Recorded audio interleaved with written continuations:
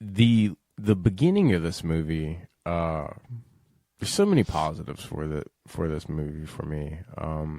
The intensity that they build with the Black Friday massacre and how people are and how shitty they are, and which is true. Well, yeah, which is true, and how greedy American people are, and we don't think about the consequences of our actions and everything like that, and that was the result of this Black Friday massacre, so to speak.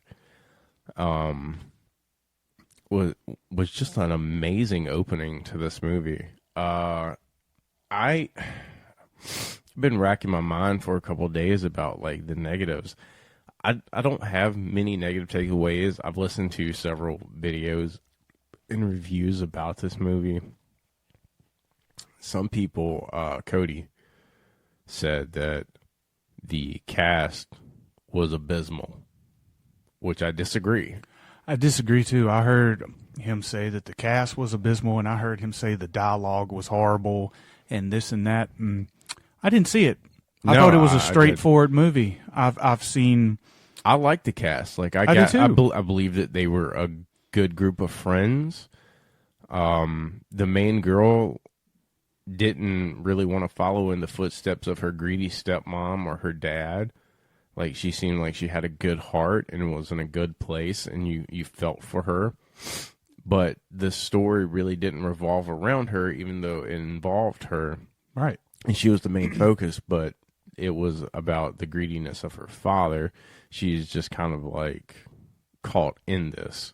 Right. And, you know, there was no need to dive into the backgrounds of each fucking character like we do every single movie. No, and besides that, you pretty much got to know. Yeah, what you see. You know? Sometimes what you see is what you get. If that's the dickhead jock, guess what? He's the dickhead jock. Yeah, and if that's the bubbling fucking buffoon bimbo, then that's the bubbling buffoon fucking bimbo. Yeah. We don't need to know.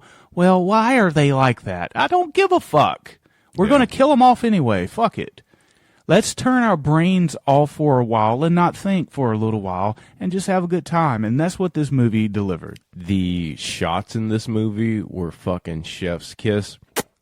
Brilliant. There was one shot in the room that I noticed, like when the camera goes across as she's walking, she walks right past the killer. He's like right there. If you like slow it down, and then he comes behind her and kills her, you know, well, he sticks the corn husk in her ear. Right. Fucking brilliant. I noticed it, but, you know, I watch a lot of horror films, so I look for shit like that. Just, like, the way, like, he walks past things and, like, the focus on the shots are just very, like, Halloween-esque shots, very John Carpenter style. I appreciated that. I liked how they took the Thanksgiving aspect and put it into the death scenes in this movie. I thought that was creative. I thought that was very well done. The human turkey was fucking amazing. I love the temperature gauge he put in her, and then, like, when she was, like, cooked, it went. That was great. I enjoyed that. It's just little things that he put in the film that really made it. It was straightforward and it was simple, but yet it was its own movie. Like it was. Like we said, the movie is called Thanksgiving. So if there would have been the entire movie without any mentioning or any references to Thanksgiving, it would have been kind of odd, which is what a lot of films kind of do. You know, they kind of, it's kind of false advertisement. But this, like, if you took this film and you switched the holiday and you say it's Valentine's Day, and all the kills was towards like hearts and whatever the fuck, right, it would still work. If you put it towards 4th of July, it would work. If you put it towards Halloween, it would work. And that's why I really love this movie, because it was, like you said, it the corn things and bacon her like a fucking human turkey, Using and the turkey carver in that fat guy's stomach. yeah, the parades, and this is Plymouth, Massachusetts, so there is a lot of old landmark places here, like these old cabins that we can explore and shit like that. The parades that we have, because I'm pretty sure in Plymouth, Massachusetts, that Thanksgiving is celebrated a little bit more hardcore than it is the rest of the world, because that's the first place where the first fucking Thanksgiving happened. Right, exactly. It's like, going to Salem, Massachusetts, and they have all these things due to witches and the Salem witch trials and all that. It's kind of like, it's almost like a tourist attraction type of deal. Right. And I like the fact that he incorporated all of this in there, and the fact that,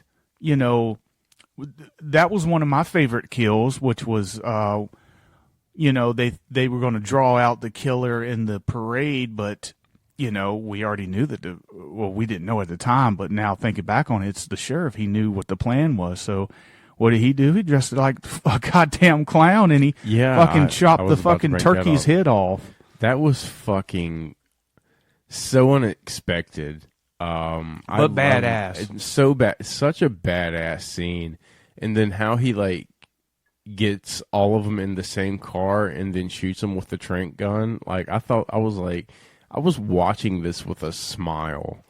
Yeah, it was very reminiscent of, it reminded me of the scene in The Dark Knight where Heath Ledger fooled all of them and stuff like that. So there's very slick moments in this film that, I keep praising it that it was just a simple, straightforward slasher, but there are, once you watch this with all of this stuff that we're talking about in mind, you'll appreciate it a whole lot more, because, we're pointing out, the little subtle things of why we really, cared and liked about this movie. Sometimes, we have just been clamoring for a fucking movie that's just straightforward. Give us something that we don't have to think about. And all this year it's been Ghost and Exorcist and fucking demons and all this.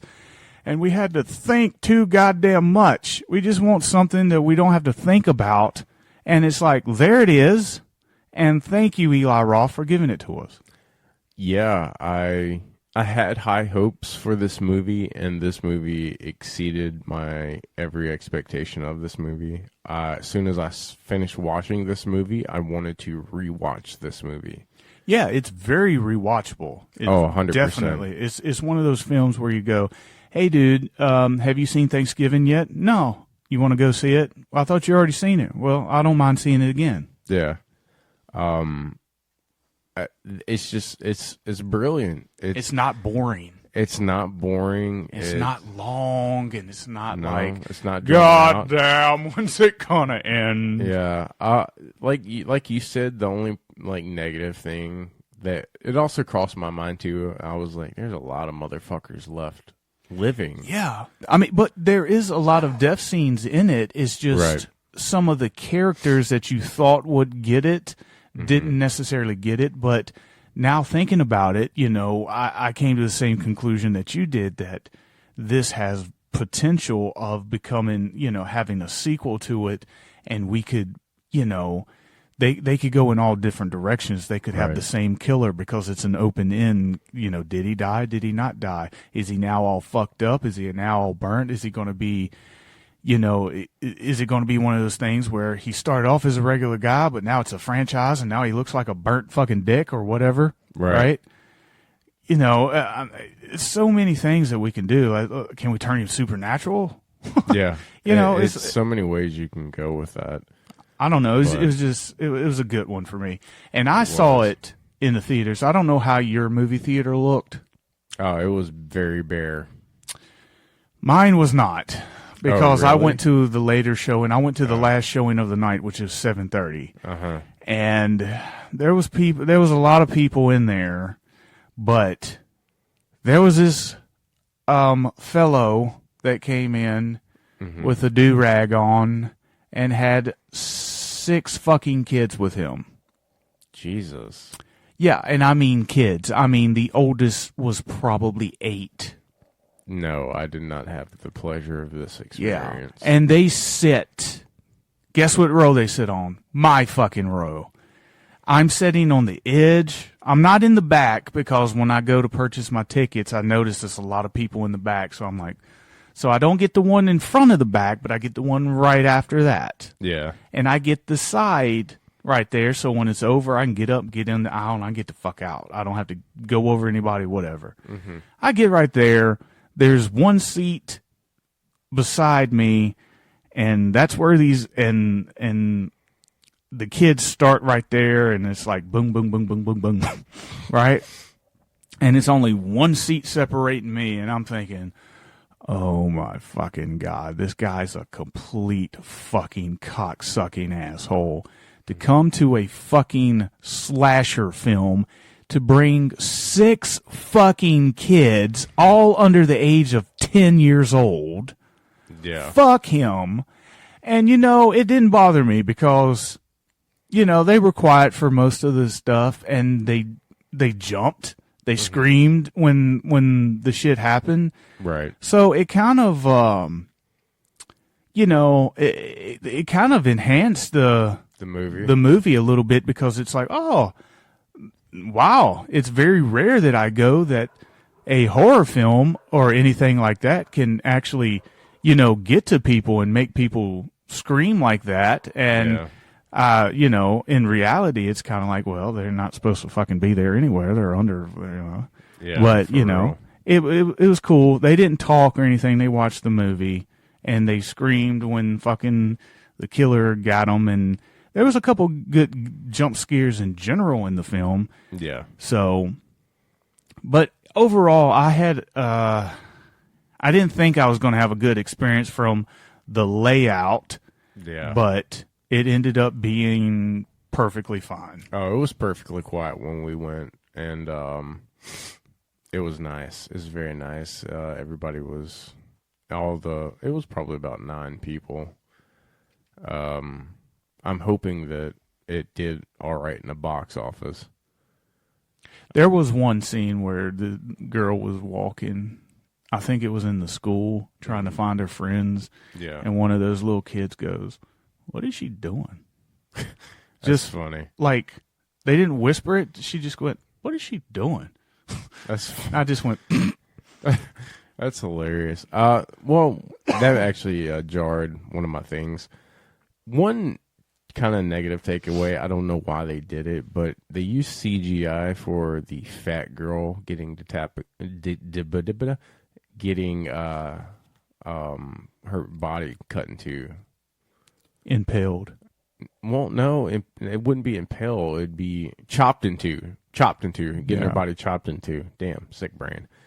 I don't know why they did that because it seems like everything else was practical effects throughout the rest of the movie. Well, if you could tell that everything else was practical and that, no big deal. I mean, yeah, that's just That was probably the biggest kind of shot that they had in the film, like as far as death scene goes. That was going to be the big, like, nasty, grueling stuff. But they did use they had practical effects afterwards, though. Yeah, it was still good though, but it was just kind of noticeable. That's really the only negative thing. But all the deaths were creative. Now, talking about being creative, the score. What do we score this on our scale from 1 to 5? Yeah, as always, we have to give these things a score, and I've been thinking about it, and I'm kind of stuck because I think as an overall movie, right. I think a 3 is appropriate. Mm-hmm. But I had such a really good time with it. I think that should count, right? So I almost want to give it a 4. Uh-huh. So this would be a good thing to do if we did halves, but we didn't. So, I am going, I guess I'll have to go with a 3 because that first experience you have with it, you had a really good time. When you rewatch the film, you might not have that because you know what is coming. So at the end of the day, what is the movie? So to me, it's a 3 out of 5. My criteria for this movie was met